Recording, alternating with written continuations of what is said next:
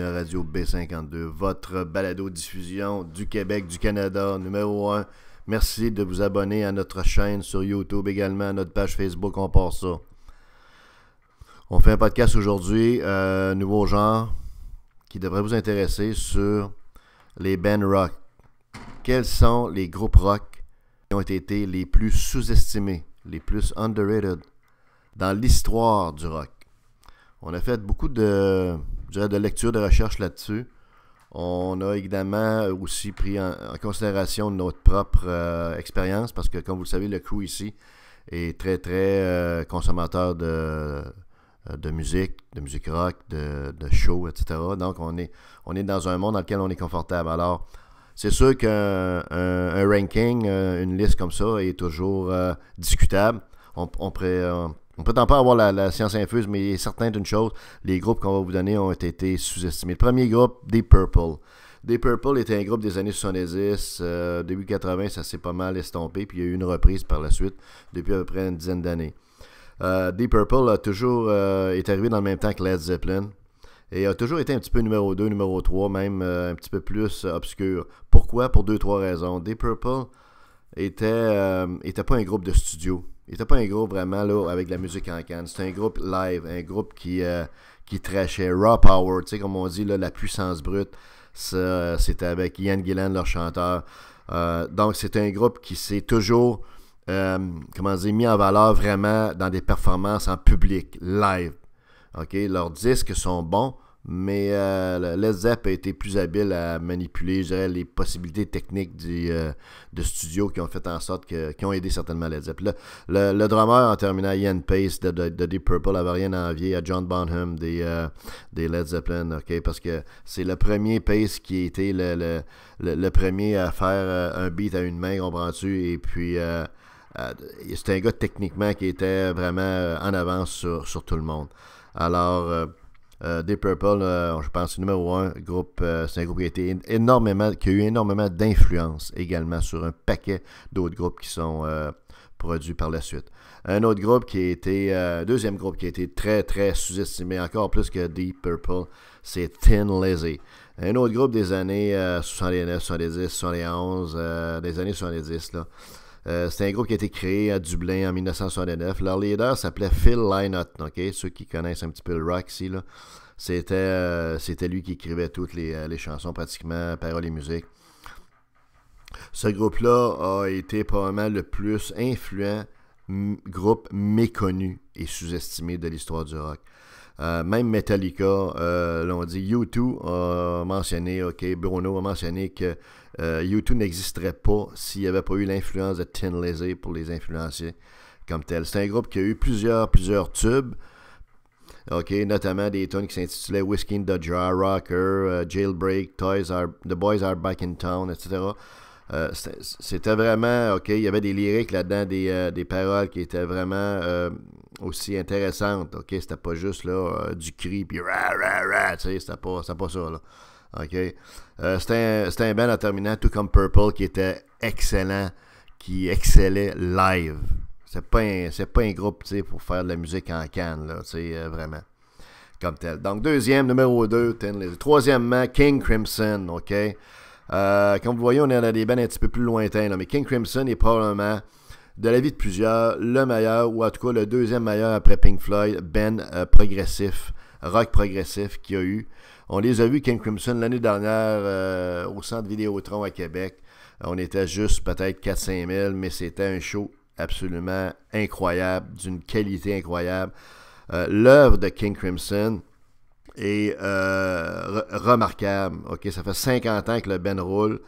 C'est pas un band qui a été populaire, qui a connu une popularité publique, mais il est très, très respecté dans le milieu des artistes rock, des bands rock, les gars de Rush ont mentionné que King Crimson les avait grandement influencés, incités dans leur style, dans ce qu'ils ont fait, et plusieurs autres groupes, donc c'est un band qui est absolument renversant à voir en spectacle. Si vous avez la chance de les voir là, avant qu'il soit trop tard, n'hésitez pas à les voir.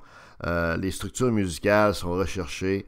C'est une œuvre musicale qui allie bon rock heavy avec, je dirais, des lyriques, avec aussi des moments atmosphériques et l'utilisation de keyboards, entre autres, qui sont absolument phénoménaux. Bref, bravo à King Crimson pour leur œuvre. Ils ont influencé évidemment Genesis dans plusieurs sphères. C'est ça, là. On pourrait en nommer beaucoup, mais bref, King Crimson, troisième band, vraiment très, très sous-estimé. Quatrième band qui a été sous-estimé énormément, c'est Creedence Clearwater Revival, CCR. Tout le monde se souvient un petit peu de ce Southern Rock, ok? C'est probablement le plus grand band de rock and roll de ce type-là, le Southern Rock, qu'il n'y a pas eu dans l'histoire du rock, ok? Vous avez juste à acheter dans le fond une compilation de leurs meilleurs succès, vous allez voir ce que je veux dire. John Fogerty, qui était qui est l'âme dans le fond de CCR, a écrit des classiques, comme on dit, là, dans un horizon d'à peu près juste 3-4 ans en plus. Ça a été assez intense, comprenez-vous? Il en a écrit un grand nombre, là, d'une façon. Je veux dire, les gens sont allés dire c'est génial ce qu'il a produit en si peu de temps. Quasiment plus que les Beatles, parce que il était tout seul. Les Beatles, c'était 4. Il était 2 à écrire, un petit peu George. Donc, CCR, John Fogerty, vraiment, le chapeau très, très haut. Les gens dansent encore sur CCR. Souvent dans les shows vintage, souvent dans les parties, vous allez voir du CCR. C'est un band qui était complètement amazing, c'est le cas de le dire. Donc, numéro 4, CCR. Un autre band, cinquième, très, très sous-estimé, The Moody Blues. C'était un autre band, ça. Les gars sont venus en 1983, mais c'était un band des années 90. Écoutez, il y a plusieurs groupes comme les Rolling Stones, Led Zeppelin, Grateful Dead, les Eagles, les Who également, Neil Young et Eric Clapton, Yes, ont tous dit combien, à plusieurs occasions, ils avaient été influencés par l'œuvre underground du band The Moody Blues. OK?